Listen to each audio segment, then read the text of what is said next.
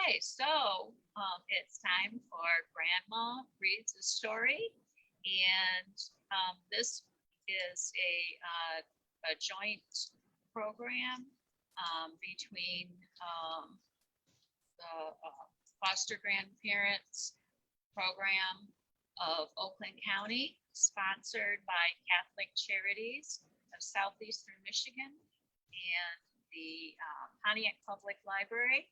So happy today to have Grandma Janet, and she's going to read our first story. So take it away, Grandma Janet. All right. Okay. Our book is The Hello, Goodbye Window. And it's written by Norton Juster and Chris Rashka.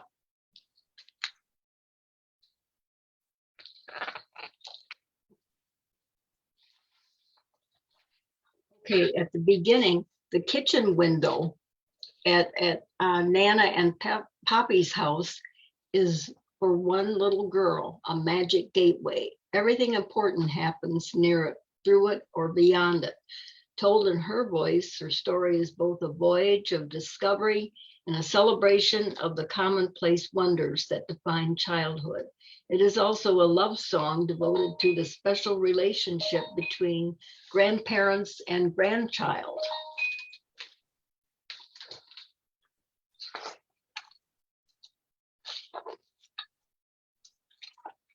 Okay,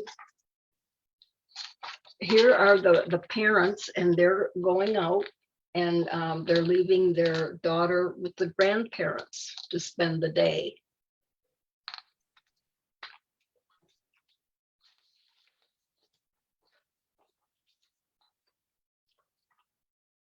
Nana and Poppy, which are the grandparents, live in a big house in the middle of town. There's a brick path that goes to the back porch. Before you get there, you pass right by the kitchen window.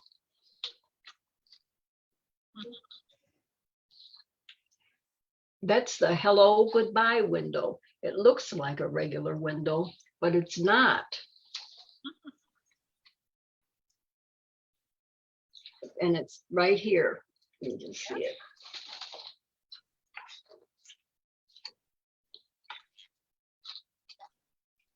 The kitchen is where Nana and Poppy are most of the time. So you can climb up on the flour barrel and tap the window, then duck down and they won't know who did it. Or you can press your face against the glass and frighten them. If they're not in the kitchen, you can't do any of those things and you have to wait until next time. If they see you first, they wave and make silly faces. Sometimes Nana peekaboos me, which always makes me laugh. So I get a lot of extra fun and hellos before I even get inside.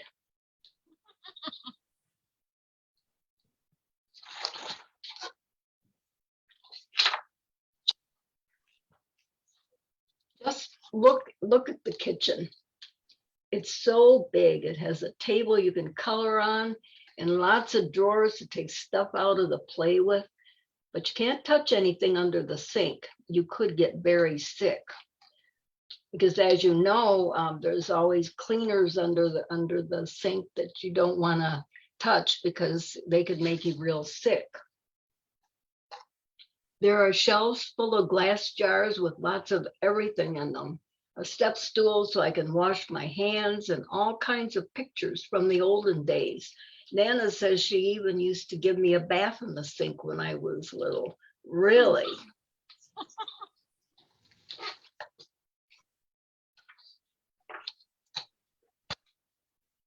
Sometimes Poppy plays his harmonica for me. He can only play one song, Oh Susanna, but he can play it a lot of different ways. He can play it slow or fast, or he can play it sitting down or standing up.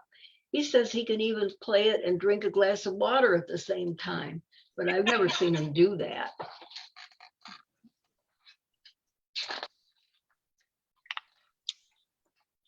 Just before I go to bed, Nana turns off all the lights and we stand by the window and say goodnight to the stars.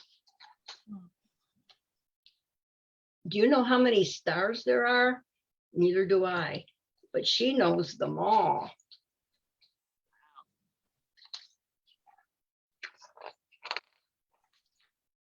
In the morning, the first place we go is back to the kitchen, and there's the window waiting for us. You can look out and say good morning to the garden, or see if it's going to rain or be nice. And you can even see if the dog next door is doing stuff in Nana's flower beds. She hates that. Sometimes Poppy says in a real loud voice, "Hello, world, what have you got for us today?" Nobody ever answers, but he doesn't care.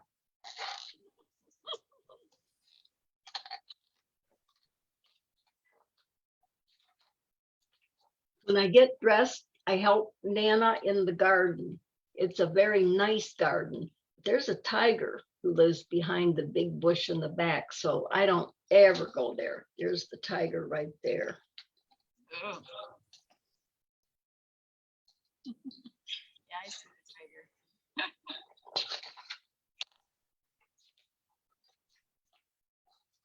I ride my bike too. Not in the street, please. Or collect sticks and acorns. Not in the house, please. Or just kick my ball around. Sometimes when it's hot, Poppy chases me with the hose, and I yell, "Stop it, Poppy, stop it."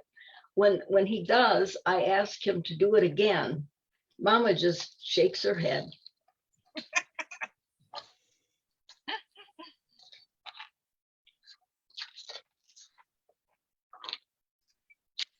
When I get tired, I come in and take my nap, and nothing happens until I get up. Mhm.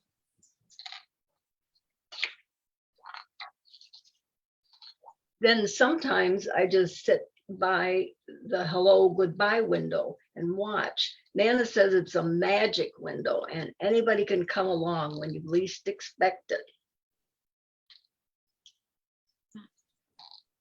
Tyrannosaurus Rex, he's extinct, so he doesn't come around much.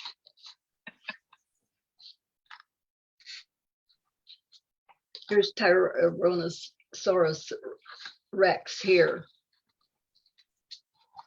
The pizza delivery guy, pepperoni and cheese, he knows that's my favorite.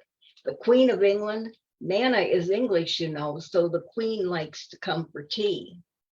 That's Queen Elizabeth in Great Britain. They all could come, and a lot more if they want. And if they do, I'll see them first. Mhm.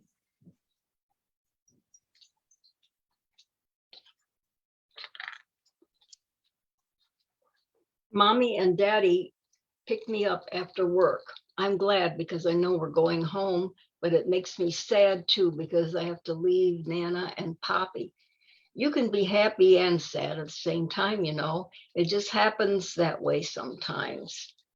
When we leave, we always stop at the window to blow kisses goodbye.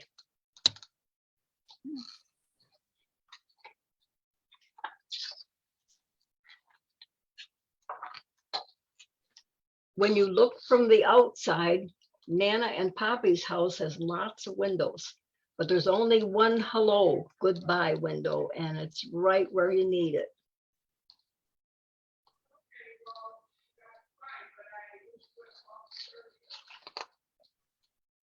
So that's the end of the story. Oh, thank you so much for reading that story, Grandma Janet. So, what struck me is I never really thought that the front window is really a hello goodbye window because you Uh-huh. see people coming, and it's also when they leave, you see them going, and there's really, I never really thought of it that way. But there is a hello goodbye window, you know. And Do you have a hello goodbye window at home? well, I would say the front door. Uh-huh. You know, when you open the front door, there's another door window there, and so you do see people going by, coming in the house, leaving, you know, when I'm saying goodbye at the front door. It really is kind of a hello, goodbye. You don't really notice people coming or going any other window. So it's an interest. I enjoyed the story. It was a new way of thinking about relationships, and then also that you can be happy and sad at the same time. You can be happy that you're going home, she was going home, but sad that she was leaving grandma. Feelings can be both at the same time. They don't have to be one or the other. So that's what struck me about the story. And then if you have a window like they have, then if they see there anybody's in trouble outside, or an animal that needs help, or they see danger, they can see it in that window. And so everybody, I guess everybody would have a favorite window to go to if you wanted to know something, or you wanted to see who was passing by, or what's happening with the weather. That was the best window, I guess, that they could see what the weather was going to be like, or what it was like. Also, sliding glass door windows could be kind of, and that's a lot of times in the back of the house or onto the top. It could be, you know, maybe it wouldn't be a hello goodbye window. What would it be? Gonna hang out on the porch window? You know, it's so a family, the family fun. You know, where you go out and have maybe eat out on the picnic table, or on the deck, or go swimming on the deck, or go in the backyard to the garden, or, you know, whatever. Never really thought of which window. It was just a window to see that they could see what was going on. They felt that was the best place to know everything that was going on in the neighborhood, everybody that was coming and going, and everything else. So those that are watching now, do you have a hello goodbye window, or do you have a favorite window where you watch things happen? Leave a comment. I'd love to have a comment on Facebook, and whether or not you like that, enjoyed that story, what you liked about it. And we also have another story. So let's enjoy the second story, Grandma Janet. Okay, the second story is called Those Shoes, and it's written by Maribeth Bolts and illustrated by Noah Jones.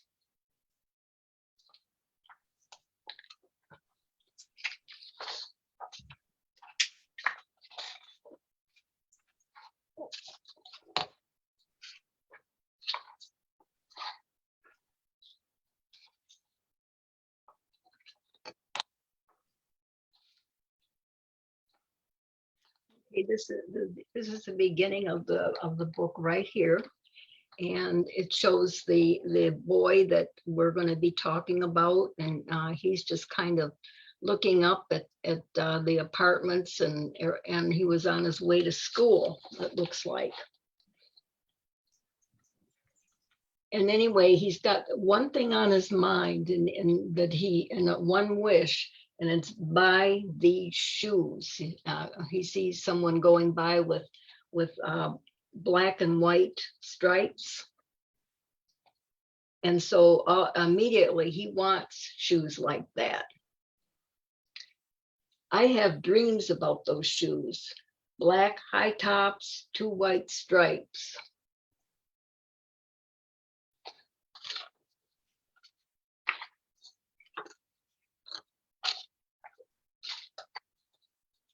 Grandma, I want them. There's no room for want around here, just need, Grandma says. And what you need are new boots for winter.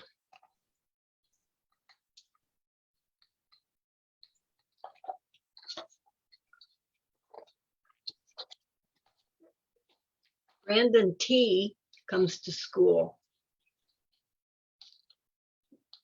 in those shoes. He says he's the fastest runner now Now, not me. I'm sorry, I got it. Everything's kind of blurry a little bit. Brandon T comes to school in those shoes. He says he's the fastest runner now, not me. I was always the fastest before these shoes came along. Nate comes to school in those shoes. Antonio and I count how many times Nate goes to the bathroom. 7 times in one day, just so he can walk up and down the hall real slow.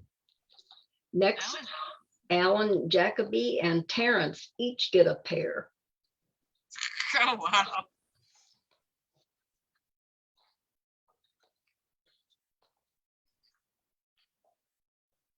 Then one day, in the middle of kickball, one of my shoes comes apart.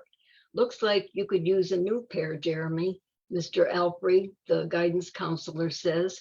He brings out a box of shoes and other stuff he has for kids who need things. He helps me find the only shoes that are my size, Velcro, like the ones my little cousin Marshall wears. They have an animal on them from a cartoon I don't think any kid ever watched. Not impressive.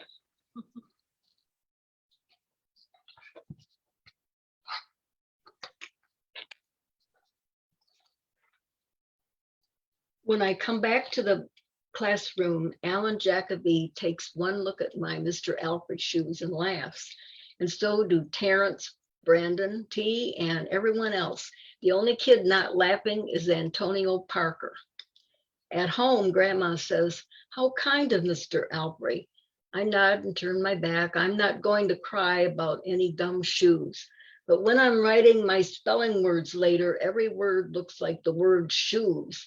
And my grip is so tight on my pencil, I think it might bust.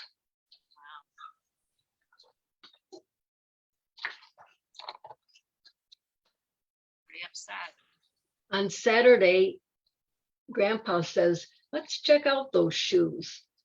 You're wanting so much. I got a little bit of money set aside, might be enough. You never know." At the shoe store, Grandma turns those shoes over so she can check the price. When she sees it, she sits down heavy. "Maybe they wrote it down wrong," I say. Grandma shakes her head. Oh.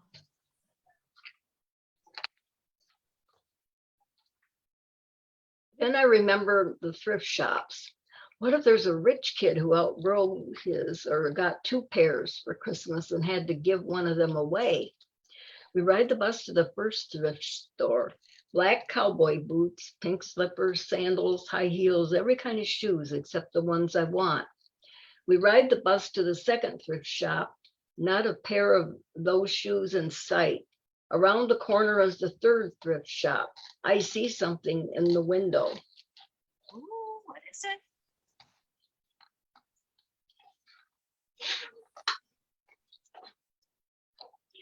Black shoes with 2 white stripes, high tops, perfect shape, $2.50. Those shoes. Ooh. My heart is pounding hard as I take off my shoes and hitch up my baggy socks. "How exciting," Grandma says. "What size are they?" I shove my foot into the first shoe, curling my toes to get my heel in. I don't know, but I think they fit. Curling his toes? Uh-oh, maybe they don't. Grandma kneels on the floor and feels for my toes at the end of the shoe. "Oh, Jeremy," she says, "I can't spend good money on shoes that don't fit." I pull the other shoe on and try to walk around. "They're okay," I say, holding my breath and praying that my toes will and praying that my toes will fall off right then and there. But my toes don't fall off. I buy them anyway with my own money, and I squeeze them on and limp to the bus stop. Limps?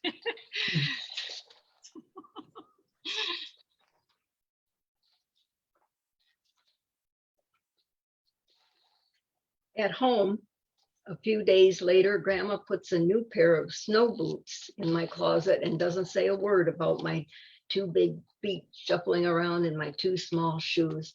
Sometimes shoes stretch, I say. Grandma gives me a hug.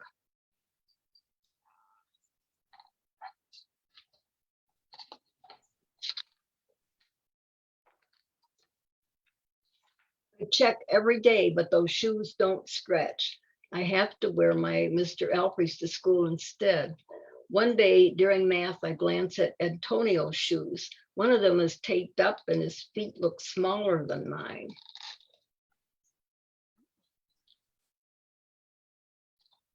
After school, I head to the park to think. Antonio is there, the only kid who didn't laugh at my Mr. Alfrey shoes. Oh, We shoot baskets. A loose piece of tape on Antonio's shoe smacks the concrete every time he jumps. I think I'm not going to do it. We leap off the swings. I'm not going to do it. We race from one end of the playground to the other. I'm not going to do it, I say. Do what? Antonio says, breathing hard.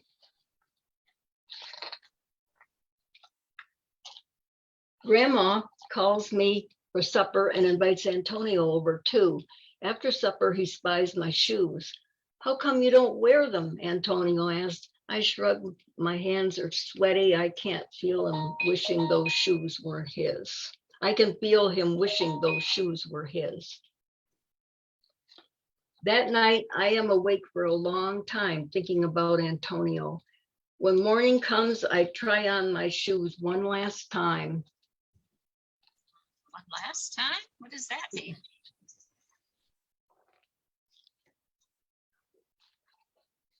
Before I change my mind, the shoes are in my coat. Snow is beginning to fall as I run across the street to Antonio's apartment. I put the shoes in the front of his door, push the doorbell, and run. Oh, is he giving him his shoes that he wanted so much? At school, Antonio is smiling big in his brand new shoes. I feel happy when I look at his face and mad when I look at my Mr. Alfrey shoes.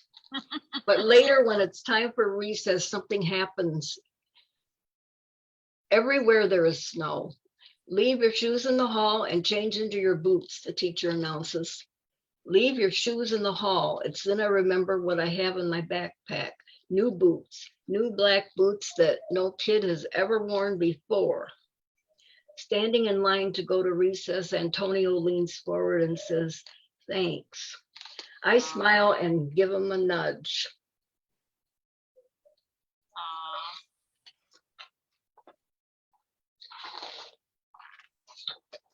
Let's race. Oh, So that's it. Wonder who won that race. So, what did you think of that story, Grandma Janet? I thought it was very good.